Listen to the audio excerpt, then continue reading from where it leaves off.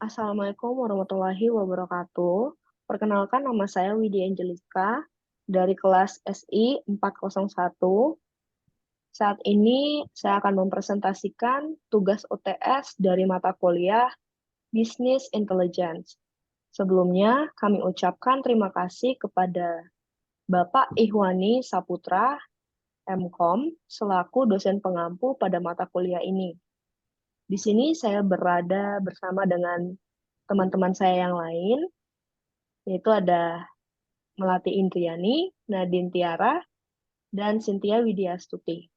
Kami dari Prodi Sistem Informasi di Universitas Cyber Asia 2023.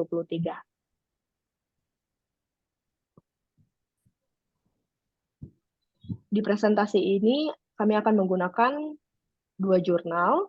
Di antaranya kami akan membahas tentang latar belakang, tujuan dan manfaat, metode penelitian, teknologi yang digunakan, hasil penelitian hingga penelitian selanjutnya atau masukannya.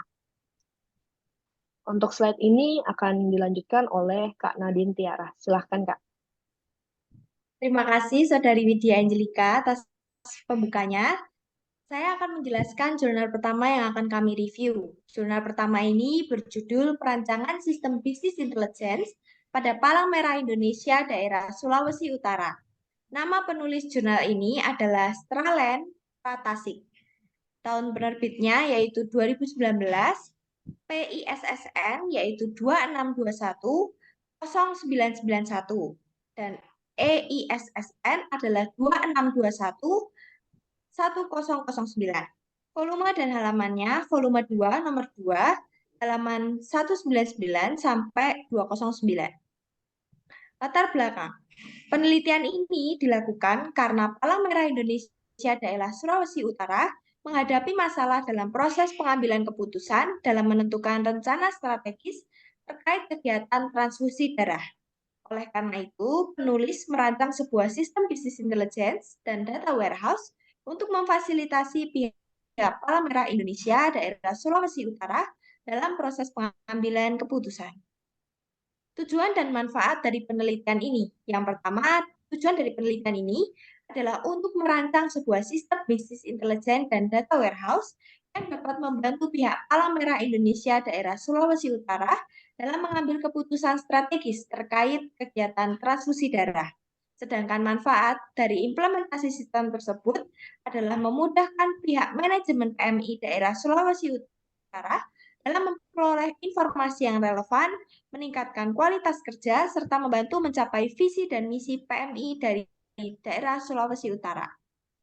Untuk metode penelitian yang digunakan, di sini peneliti melakukan studi pustaka dan mengemukakan beberapa teori pendukung yang dianggap perlu untuk menggambarkan tujuan penulis dalam menjawab permasalahan yang dikemukakan dalam penelitian ini. Selain itu, penulis juga merancang sebuah sistem bisnis intelijen dan data warehouse yang dapat merepresentasikan data historis dalam bentuk grafik maupun tabel yang fleksibel untuk memudahkan pihak PMI daerah Sulawesi Utara dalam memperoleh informasi. Untuk slide selanjutnya akan dijelaskan oleh rekan saya, Melati Indrian. Terima kasih, Saudari Nadine Tiara.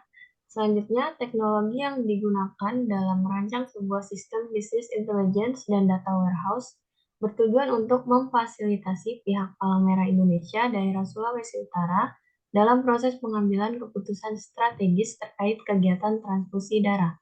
Oleh karena itu, teknologi yang diterapkan terkait dengan pengolahan data dari analisis bisnis seperti database, ETL, extraction, transformation loading, OLAP, online analytical processing, dan lainnya. Hasil penelitian ini adalah sebuah sistem bisnis intelligence dan data warehouse yang dapat merepresentasikan data historis dalam bentuk tabel dan grafik yang fleksibel. Dengan adanya sistem ini, diharapkan pihak manajemen PMI daerah Sulawesi Utara dapat memperoleh informasi yang relevan dan meningkatkan kualitas kerja sehingga visi dan misi dari PMI daerah Sulawesi Utara dapat dicapai. Penelitian selanjutnya dapat difokuskan pada pengembangan dan implementasi sistem bisnis intelligence dan data warehouse yang telah dirancang untuk memfasilitasi pihak Palang Merah Indonesia daerah Sulawesi Utara dalam proses pengambilan keputusan strategis terkait kegiatan transfusi darah. Selain itu, penelitian selanjutnya juga dapat difokuskan pada evaluasi dan pengukuran efektivitas dari sistem tersebut dalam meningkatkan kualitas kerja dan mencapai visi serta misi dari PMI daerah Sulawesi Utara. Selanjutnya, di jurnal 2 ini kita menggunakan judul Implementasi Business Intelligence untuk prestasi mahasiswa STTI NIT. Jurnalnya berasal dari JITEC, penulis Muhammad Ishak Bustomi, volume 16 nomor 1 tahun 2020, akan dijelaskan oleh teman saya, Widya Angelika. Baik, terima kasih, Melati.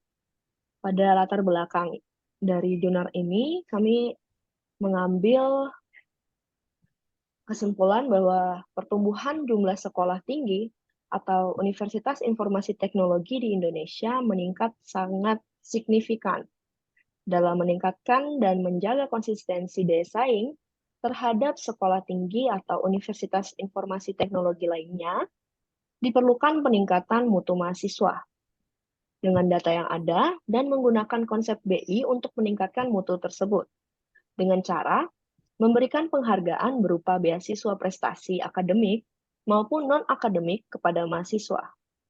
Dari hasil pengolahan yang dilakukan, diperoleh bahwa faktor utama yang mempengaruhi peningkatan mutu mahasiswa dari sisi akademik yaitu nilai mahasiswa setiap semester dan nilai mahasiswa secara keseluruhan atau IP kumulatif. Prestasi non-akademik diberikan melewati unit kegiatan mahasiswa atau KM yang mencapai tingkat nasional. Kemudian ada tujuan dan manfaat. Tujuan dilakukan penelitian ini adalah untuk memberi keputusan kepada manajemen untuk mengetahui cara memberikan beasiswa tanpa mencari data atau membuka pendaftaran terhadap prestasi akademik maupun non-akademik kepada mahasiswa yang menggunakan data yang diproses dari Online Analytic Process atau OLAP dengan visualisasi menggunakan Tableau, sehingga manajemen dapat menganalisa secara efektif dan tidak membutuhkan waktu yang lama. Manfaatnya adalah sekolah dapat mendapatkan informasi tentang data mahasiswa yang memperoleh IP atau IPK tertinggi, sehingga dapat diberikan beasiswa tanpa sekolah harus membuka pendaftaran beasiswa tersebut. Lalu selanjutnya metode penelitian. Terdapat 3 tahapan metode dalam penelitian ini, yaitu yang pertama, teknik pengumpulan data, yaitu metode studi dokumen, di mana metode ini membutuhkan dokumen-dokumen yang berhubungan secara langsung dengan penelitian yang dapat digunakan untuk analisis data. Dokumen yang digunakan dalam penelitian ini adalah data nilai mahasiswa STTI NIIT ITEC. Yang kedua, teknik analisis data. Digunakan Tableau dari data yang sudah diproses menjadi OLAP.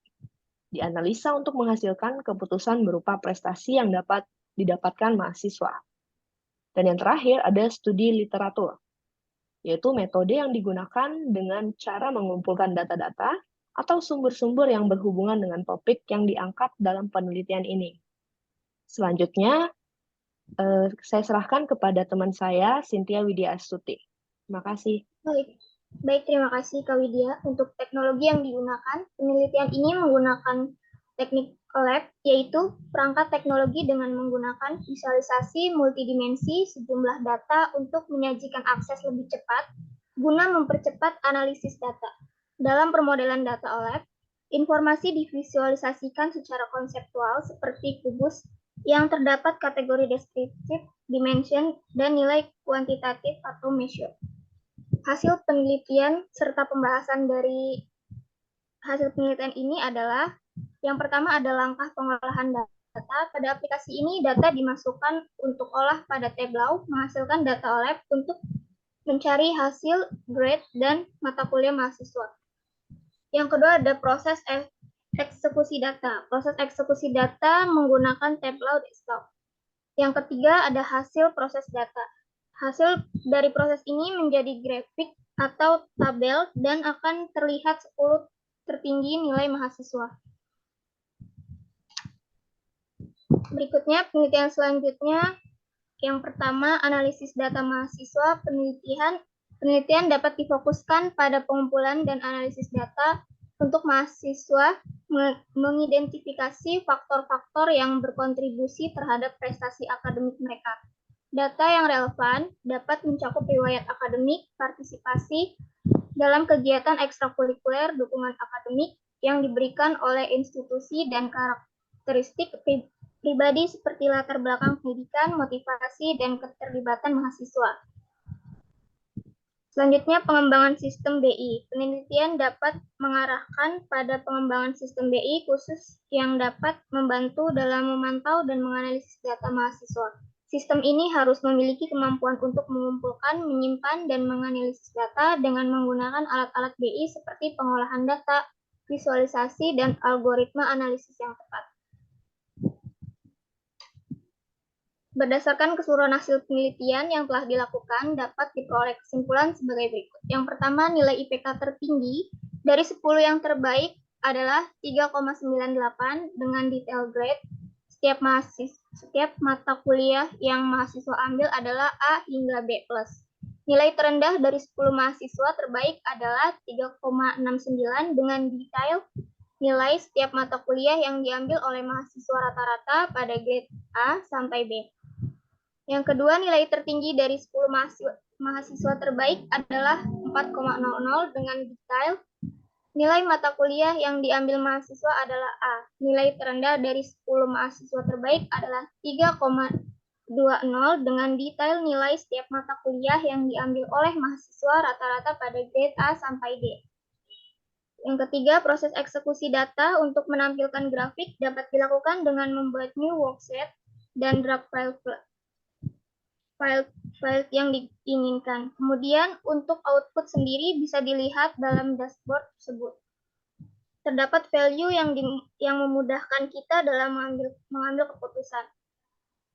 STTINIIT dapat mengetahui bahwa mana yang memiliki IP maupun IPK tertinggi dan bisa memberikan prestasi dengan memberikan beasiswa tanpa harus membuka pendaftaran beasiswa tersebut. Baik, untuk penutup saya serahkan kembali kepada rekan saya yaitu Widya Angelika. Terima kasih semuanya. Demikian presentasi yang dapat kami sampaikan. Semoga dapat bermanfaat. Akhir kata kami ucapkan terima kasih dan wassalamualaikum warahmatullahi wabarakatuh.